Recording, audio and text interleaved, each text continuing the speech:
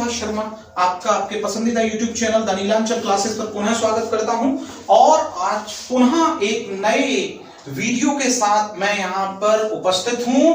और वीडियो में जो मेरा चैप्टर है वो है काइंड्स ऑफ अ सेंटेंस, यानी कि किसी भी वाक्य के जो प्रकार हैं वो आज का मेरा चैप्टर है। तो चलिए बिना समय गवाए हम इस चैप्टर को समझने की कोशिश करते हैं ताकि आगामी परीक्षाओं में हम इसे मार्क्स में परिवर्तित कर सकें। तो चलिए काइंड्स ऑफ ए सेंटेंस यानी कि किसी भी वाक्य के प्रकार की हम बात कर रहे हैं। तो देखिए अगर हम काइंड्स ऑफ ए सेंटेंस की बात करते हैं तो काइंड्स ऑफ ए सेंटेंस यानी कि हमारे दो प्रकार के हमें यहां पर वाक्य के प्रकार दिखाई देते हैं और वो दो कौन कौन से होते हैं। पहला तो होता है अकॉर्डिंग टू इट्स मीनिंग। ध्यान दीजिएगा, अकॉर्डिंग टू इट्स मीनिंग यानी कि वाक्य के अर्थ के आधार पर वाक्य के भेद। और जब हम सेकंड की बात करते हैं तो according to its creation, according to its creation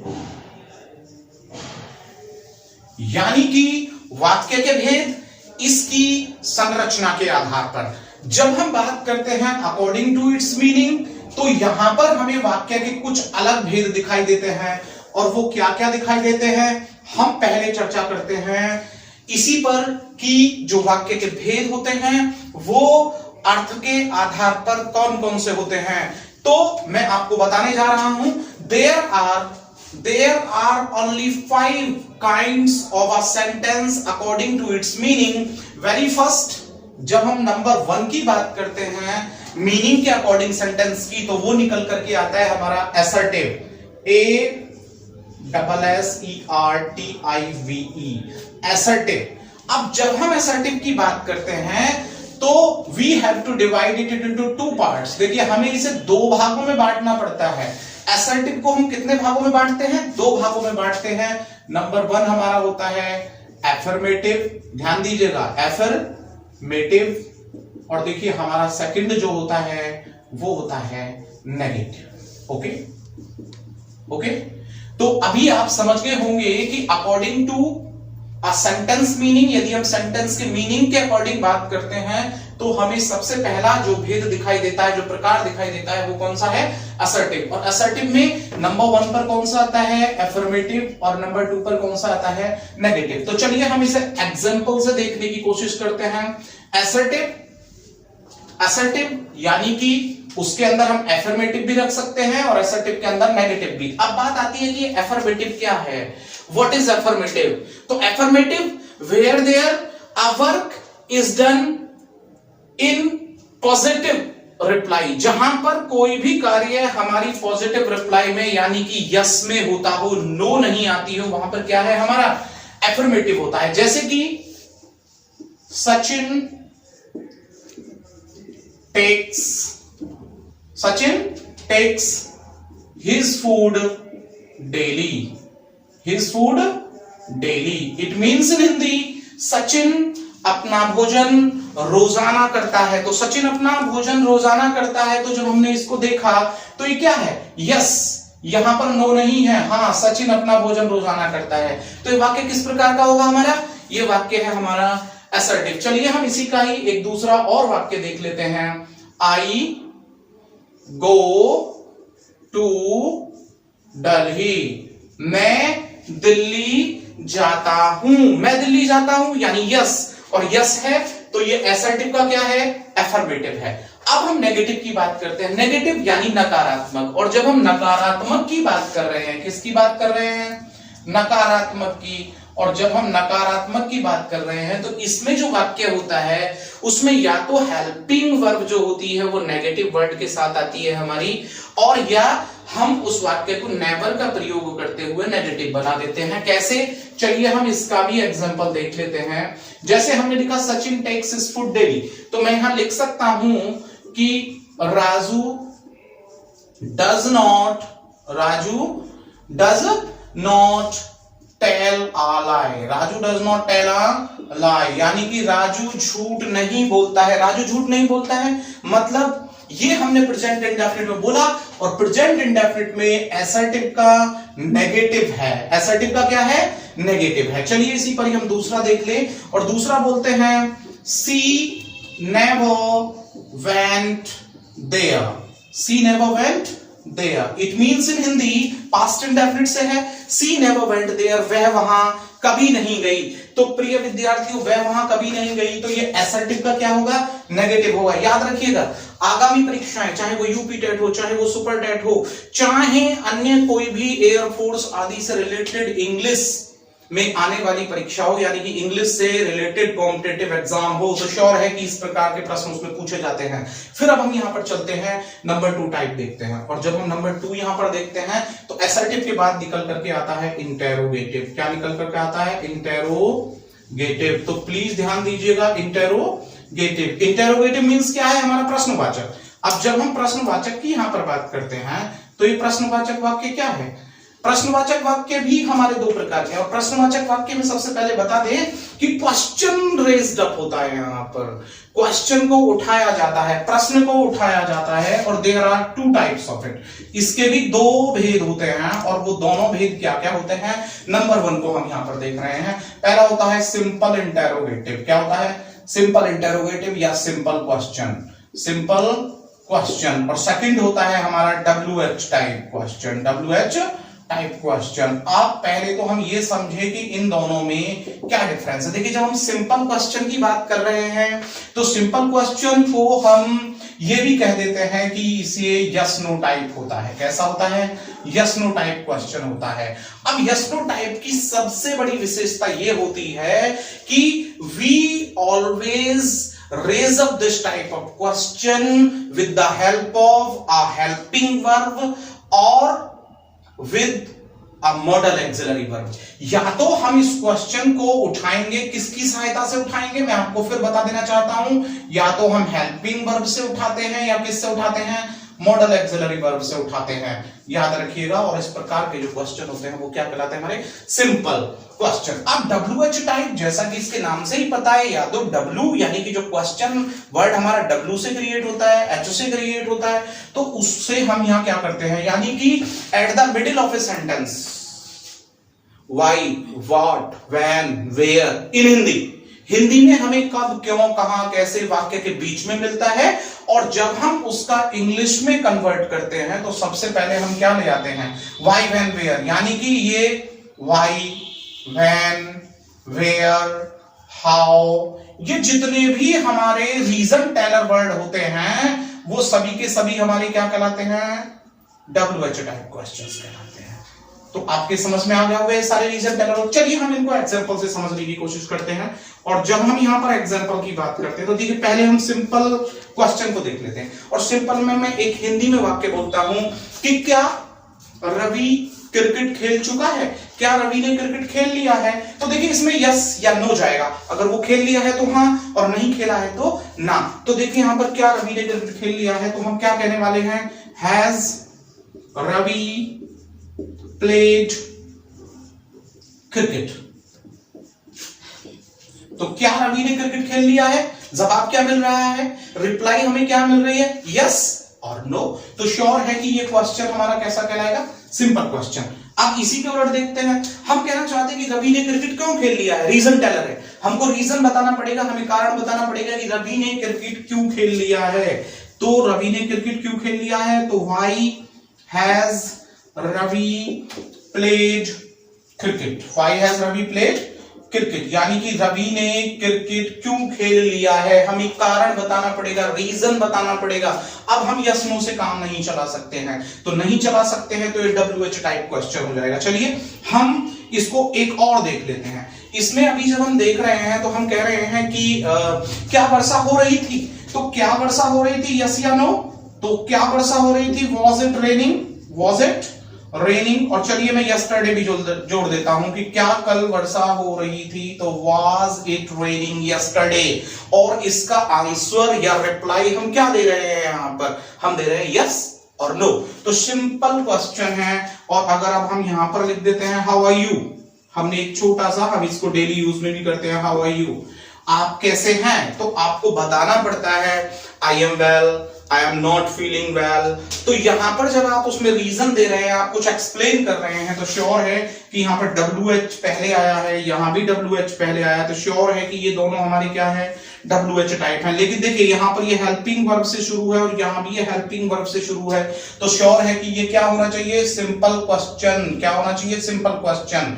और यहाँ पर ये क्या होना चाहिए, सिंपल क्वेश्चन। ठीक है, और देखिए इसके बाद जब हम देख रहे हैं तो ये WH क्वेश्चन होना चाहिए, और यहां पर भी ये क्या होना चाहिए, WH क्वेश्चन होना चाहिए। तो शायद आप समझ गए होंगे, ठीक है ना, कि ये क्यों है WH क्वेश्चन। ठीक है, चलिए अब हम यहां से नेक्स्ट की ओर चलते हैं, और जो नेक्स्ट टाइप है हमारा सेंटेंस का, किसके अकॉर्डिंग मैं फिर से बता देता हूं, according to its meaning. Meaning के अकॉर्डिंग हम बात कर रहे हैं कि ये क्या है, अकॉर्डिंग टू इट्स मीनिंग जब हम यहां पर बात कर रहे हैं तो हम तीसरे नंबर को देख रहे हैं, और नंबर 3 को जब हम यहां पर डियर देख रहे हैं तो नंबर 3 पर हमारा आता है इंपरेटिव टाइप ऑफ सेंटेंस। क्या आता है डियर यहां पर, imperative type of a sentence. और जब हम यहां पर इंपरेटिव की बात करते हैं तो इंपरेटिव को थोड़ा आपको समझना है कि what is imperative. Imperative means आज्ञा, और इंपरेटिव टाइप ऑफ सेंटेंसेस यानी कि आज्ञावाचक वाक्य की हम बात कर रहे हैं। और आज्ञावाचक वाक्य जो है हमारा, इसमें क्या होता है, हमको कमांड, फॉरबिड, ऑर्डर, इस प्रकार से हम इनका इस्तेमाल करते हैं। तो जब हम इंपरेटिव सेंटेंस की बात करें, देखिए इसके डिटेल्स में हम आपको आगे बताएंगे। तो इंपरेटिव सेंटेंस भी जो होते हैं उसके कितने भेद होते हैं, उसके भी 2 भेद होते हैं। और ये जो होते हैं, there are 2 types of imperative sentences. अब इंपरेटिव सेंटेंस के जब 2 भेद होते हैं तो सबसे पहला होता है हमारा सिंपल इंपरेटिव। क्या होता है dear, simple imperative sentence, simple imperative sentence, okay ना। और सेकंड वन होता है हमारा लेट टाइप इंपरेटिव। कौन सा होता है, let type imperative sentence, okay, let type imperative sentence, okay. अब यहां पर यह जानना अत्यंत आवश्यक है, यहां पर यह समझना अत्यंत अनिवार्य है कि जो हमारा सिंपल इंपरेटिव है वो क्या होता है, और हमारा जो लेट टाइप इंपरेटिव है वो क्या होता है। तो जब हम सिंपल इंपरेटिव की बात करते हैं, when we talk about simple imperative sentence, तो we must think that it always gets end at O voice। तो जो सिंपल इंपरेटिव सेंटेंस होता है वो हमेशा किस पर समाप्त होता है, ओ की ध्वनि पर समाप्त होता है। किस पर समाप्त होता है, ओ की ध्वनि पर। मैं एग्जांपल दे देता हूं आपको, जैसे हमने कहा कि यहां आओ, वहां जाओ, खड़े हो जाओ, फूल मत तोड़ो, बच्चे को बाहर भेजो, तो हम देख रहे हैं कि जितने भी हिंदी में मैंने वाक्य बोले हैं वो सभी ओ की ध्वनि पर समाप्त हुए हैं, और हम इसको समझ गए कि ये सिंपल इंपरेटिव है। कम हियर, यहां आओ, हमने बोला वहां जाओ तो हम बोलेंगे गो देयर, वहां जाओ। या हमने कहा फूल मत तोड़ो तो हम बोलेंगे कि don't plug the flowers, okay ना। तो आप समझ गए होंगे कि जो सिंपल इंपरेटिव है, मैंने I have just told you that simple imperative sentence always gets end at o voice. ये मैं आगे बताऊंगा, मैं बार बार कह रहा हूं कि जब मैं इनको डिटेल में बताऊंगा तो आप समझेंगे इन्हें। अब हम देखिए यहां पर लेट टाइप की बात करते हैं। अभी हमने जो बात की वो सिंपल इंपरेटिव की, और अब जो हम बात कर रहे हैं वो किसकी बात कर रहे हैं, लेट टाइप इंपरेटिव की बात कर रहे हैं। देखिए let type of imperative sentence जो होते हैं वो हमेशा, याद रखिएगा, या तो नेदो की ध्वनि पर या ए की ध्वनि पर समाप्त होते हैं। I want to repeat it again that let type of sentences always get end at नेदो वॉयस और ए वॉयस, या तो ए की ध्वनि पर समाप्त होंगे या किस पर समाप्त होंगे, नहीं। अब देखिए जैसे कि हमने बोला कि उन्हें जाने दें, तो लेट देम गो, यानी कि उन्हें जाने दें। अब अगर हम यहां पर बोलते हैं कि डोंट लेट हिम वीप, उसे रोने ना दें, डोंट लेट हिम वीप, उसे रोने ना दें, तो I think that you have just understood well that what are the different types of imperative and how can we identify both of these. ठीक है ना, हम कैसे इन दोनों को आसानी से समझ सकते हैं, आप समझ गए होंगे। तो चलिए अब हम बिना समय गवाए, विदाउट डिलेइंग, हम यहां से नंबर 4 टाइप की ओर चलेंगे जो कि इंपरेटिव से आगे है। तो चलिए नेक्स्ट पर चलते हैं। अब जब हम यहां से नंबर 4 की बात करते हैं तो इसके लिए मुझे यहां से हटाना होगा नंबर 1 को, और आपको नंबर 1 में मैंने जो बताया था, आपको पता है कि वो असर्टिव बताया था, ठीक है ना। अब हम यहां से जब आगे बढ़ रहे हैं तो अब हम यहां से आगे देख लेते हैं और आगे देखते हैं कि अब हमारे जो टाइप हैं, यानी कि जो रेस्ट ऑफ 2 टाइप्स रह गए हैं वो क्या है, उन्हें हम थोड़ा सा समझने की कोशिश करते हैं और देखते हैं कि वो कितने अच्छे से आप लोग समझ पाते हैं और मैं कितने अच्छे से आप लोगों को समझा पाता हूं। तो चलिए अब यहां बिना समय गवाए हम इसे देखने की कोशिश करते हैं और देखते हैं कि ये क्या कह रहा है और किस तरीके से हम इसको समझेंगे, ठीक है ना। तो जब हम यहां पर आगे बढ़ रहे हैं तो अब हम यहां जो देख रहे हैं माय डियर स्टूडेंट्स, वो देख रहे हैं कि अब इसमें जो आगे की बात है वो क्या कह रही है, उसको अब हम यहां से देख रहे हैं। नंबर 4 को यहां पर देखने की कोशिश करेंगे। तो देखिए नंबर 4 इंपरेटिव के बाद जब हम नंबर 4 की बात कर रहे हैं तो नंबर 4 पर जो according to a sentence meaning जो यहां पर आ रहा है वो आ रहा है आपका ऑप्टेटिव। क्या आ रहा है? Optative, OPTATIVE, optative sentence. तो जब हम ऑप्टेटिव सेंटेंस की बात कर रहे हैं तो what is optative sentence? Optative sentence, the Hindi mean of optative sentence is इच्छावाचक वाक्य। क्या कहेंगे हम इसको? इच्छावाचक वाक्य कहेंगे। अब बात आती है कि ये इच्छावाचक वाक्य आखिर है क्या। तो देखिए optative sentence always shows good और बैड विशेस। जो ऑप्टेटिव सेंटेंस होता है ना माय डियर फ्रेंड्स, वो क्या दिखाता है हमको? वो अच्छी या बुरी जो हमारी विशेस होती है, यानी कि इसको जब हम पढ़ते हैं तो वहां पर कर्स और ब्लेसिंग्स को शो किया जाता है, लेकिन जो हमारी विशेस होती हैं वो जब बैड है तो वो कर्स में जाती हैं और जब वो सही है तो वो ब्लेसिंग्स में जाती है। तो उसको आप समझेंगे कि ऑप्टेटिव सेंटेंस यानी कि इच्छावाचक वाक्य। देखिए इनकी एक बड़ी विशेषता होती है कि ये सेंटेंस हमेशा किससे शुरू होता है? मे से शुरू होता है और मे के बाद इसमें लास्ट में ऑप्टेटिव साइन आता है। किसमें आता है? लास्ट में इसमें ऑप्टेटिव साइन आता है, ठीक है ना। और इसमें मे के बाद आप सब्जेक्ट ला सकते हैं, ऑब्जेक्ट भी ला सकते हैं, पैसिव वॉइस। जब मैं पढ़ाऊंगा तो आपको बताऊंगा। सब्जेक्ट के बाद हम यहां पर नॉट या नेयर भी लेकर के आ सकते हैं, ठीक है ना। और उसके बाद हम एक्शन फर्स्ट लेकर के आते हैं और फिर यहां पर हम अदर वर्ड्स लिखे देते हैं। ये सब हम यहां पर लेकर के आ जाते हैं। मैंने जैसा कि अभी आपको बताया कि ऑप्टेटिव सेंटेंस गुड और बैड विशेस पर डिपेंड होता है। तो देखिए यहां पर कैसे, जरा हम इसे एग्जांपल से समझते हैं। और जब हम इसके एग्जांपल की बात करते हैं तो अभी हम ऐसे बोल देते हैं कि may you live long, okay ना। It is a frayed sentence, घिसा पिटासा वाक्य है, लेकिन इट इज यूज्ड, ठीक है ना। बार बार हम इसका इस्तेमाल करते हैं। तो यहां पर बोला मे यू लिव लॉन्ग, यानी कि आप दीर्घायु हो। हम क्या बोल रहे हैं यहां पर? आप दीर्घायु हो। तो मे, उसके बाद सब्जेक्ट और फिर यहां पर लिव और यहां पर लॉन्ग हो गया, आप दीर्घायु हो। इसी प्रकार से हम दूसरे वाक्य को बोल रहे हैं मे ही नॉट गेट सक्सेस। अब यहां पर देखिए ये कर्स है, यहां पर ये कर्स है, यहां पर ये किसी के प्रति हम बुरा कह रहे हैं कि उसे सफलता ना मिले, उसे सफलता ना मिले। तो यहां पर तो ये गुड विश था, हमारा कैसा विश था यहां पर? गुड, ठीक है ना, गुड विश था यहां पर, ठीक है। और यहां पर ये कैसा है? बैड विश है, ओके ना। तो आप समझ गए होंगे कि जहां गुड और बैड विश को शो किया जाता है।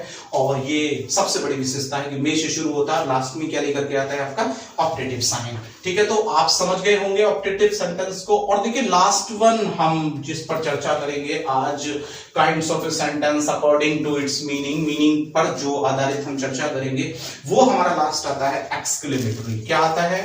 एक्सक्लेमेटरी,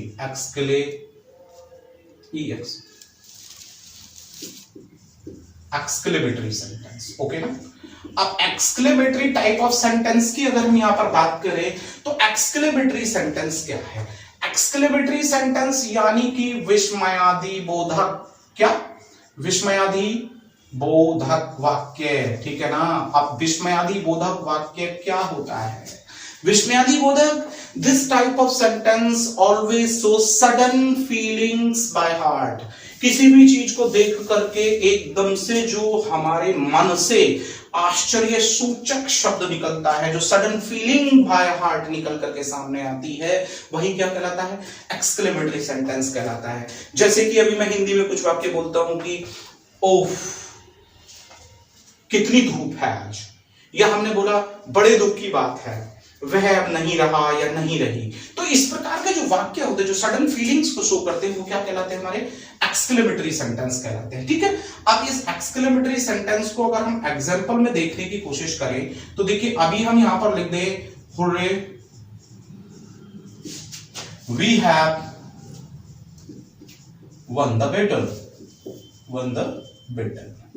ठीक है ना, तो वो कह रहा है कि बड़ी खुशी की बात है। हुर्रे का मतलब वाह वाह होता है, बड़ी खुशी होता है। बड़ी खुशी की बात है कि हमने बैटल को यानी कि लड़ाई को जो है वो जीत लिया है। इसी प्रकार से वो या ऐसे भी बोल सकता है अलास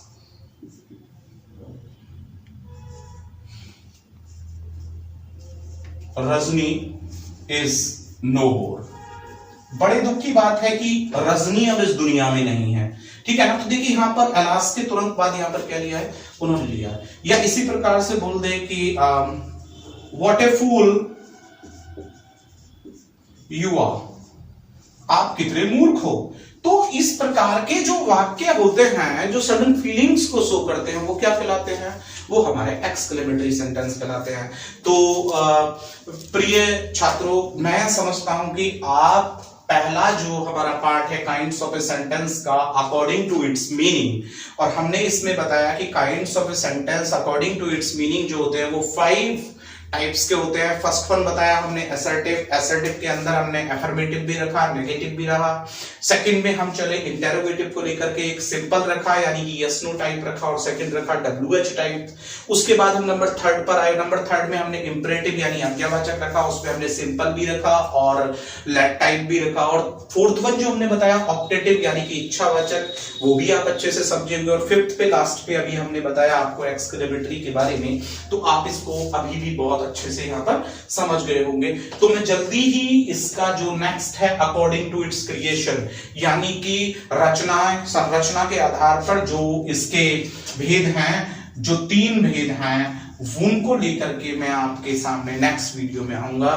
अगर आपको ये मेरी वीडियो पसंद आई है तो इसे लाइक करना, शेयर करना और कमेंट करना बिल्कुल भी ना भूले, और चैनल को सब्सक्राइब करना ना भूले। और आप जो इनसे संबंधित हमारा लिंक है, सभी वीडियो से संबंधित लिंक है, वो हमारे Telegram channel the Nilanchal Classes पर भी प्राप्त कर सकते हैं। मैं नेक्स्ट वीडियो में आपसे पुनः मिलूंगा। Thank you.